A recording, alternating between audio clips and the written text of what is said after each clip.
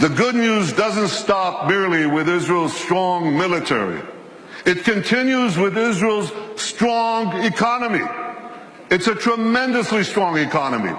And I'll tell you, we made it stronger by moving Israel to free market principles, which unleashed the spark of genius embedded in our people into innovation, entrepreneurship. And there's a revolution taking place. This couldn't happen at the better time. Look at the 10 leading companies in 2006. 5 energy companies, one IT company, Microsoft.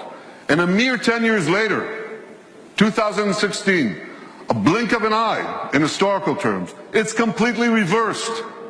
5 IT companies, 1 energy company left. The true wealth is in innovation. You know these companies, Apple, Google, Microsoft, Amazon, Facebook. Guess what? They all have research centers in Israel. All of them. Major research centers. And they're not alone. There are hundreds more. And there's a reason. Something is going on. It's a great change. You want to hear jargon? It's one sentence. This is a terrible sentence, but I have no other way to say it. It's the confluence of big data, connectivity, and artificial intelligence. Okay? You get that? Yeah. You know what that does? It revolutionizes old industries and it creates entirely new industries. So here's an old industry that Israel was always great in, agriculture. We're always good in agriculture. But now we have precision agriculture. You know what that is? See that drone in the sky? He's connected to a big database. And there are sensors in the field. And in the field, there's drip irrigation and drip fertilization. And now we can target, with this technology, the water that we give, the fertilizer that we give, down to the individual plant that needs it. That's precision agriculture. That's Israel.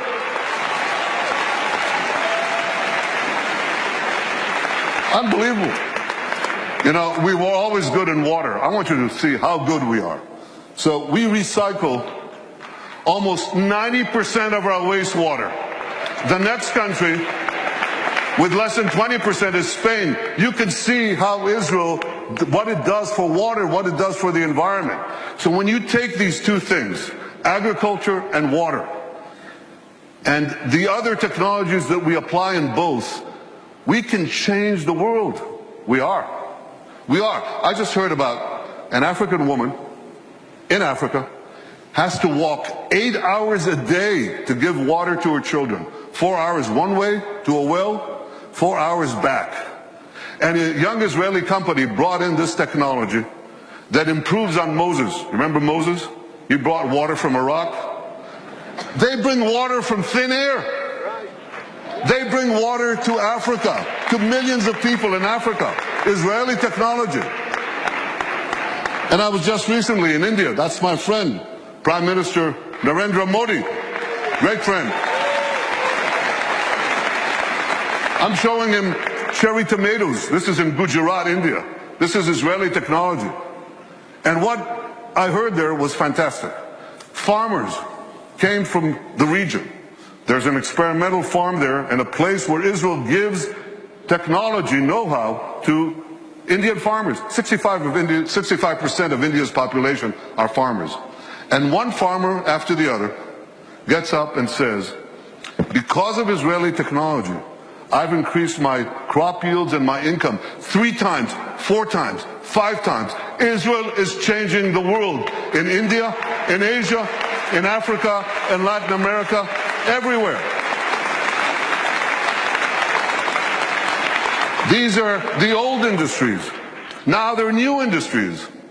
Israel is literally, how can I say this? Israel is literally driving the world. I'm talking about autonomous vehicles. Israel is a world leader in autonomous vehicles. 500 tech companies that sprang out almost instantaneously. And one of them, Mobileye, up there on the left, was just sold to Intel for the paltry sum of $15 billion. But the interesting thing is that Intel said to them, Here are the keys to our 30 worldwide autonomous vehicle businesses. You run it. Israeli technology is driving the world. And one last industry, there are many more, but one more that you're all familiar with. You have bank accounts? You should. Okay. Well, you don't want anyone hacking into them, right? Or into your cars, or into the planes you ride. You need cyber security. Everybody needs cyber. Israel has become a world leader in cyber security. Look at how much they invest in the hundreds of Israeli startup companies. Tremendous companies. But here's another factor that you should know.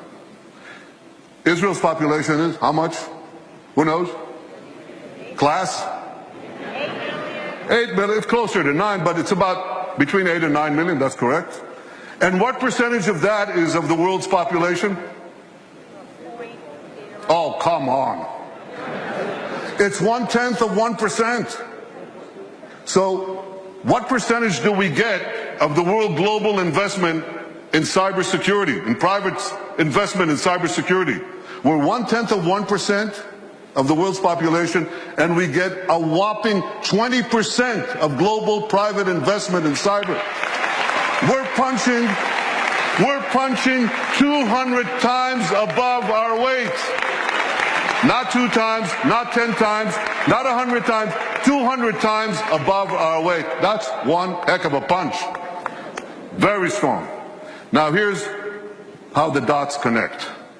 Because we have this tremendous capacity for security and intelligence, and because we have this tremendous capacity for civilian technology, for making the lives of people richer, safer, more productive, many countries are coming to Israel because they want to share with us these benefits.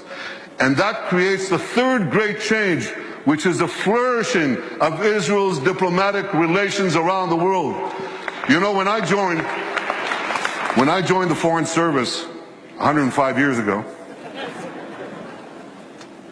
as the DCM to this city, Washington, the number 2 in our embassy, I think we had about 80 or 90 countries with whom we had diplomatic relations.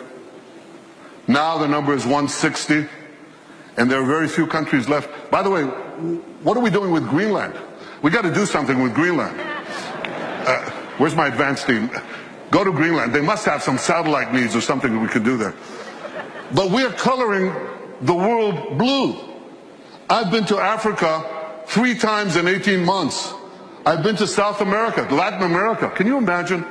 In the 70 years of history of Israel, a prime minister of Israel never went south of Texas? I mean, I love Texas, but yeah, I do. But we went to Argentina. We went to Argentina, to Colombia, to Mexico, and they say, come back, we want more. That is changing. All these countries are coming to us. India, China, Mongolia, Kazakhstan, all of them. Azerbaijan, Muslim countries. First time I visited Australia. Tremendous. Far away though. So we're coloring the world blue. And you know what? The numbers, you remember people talked about Israel's isolation? You remember that? Israel's isolation? Pretty soon, the countries that don't have relations with us, they're going to be isolated.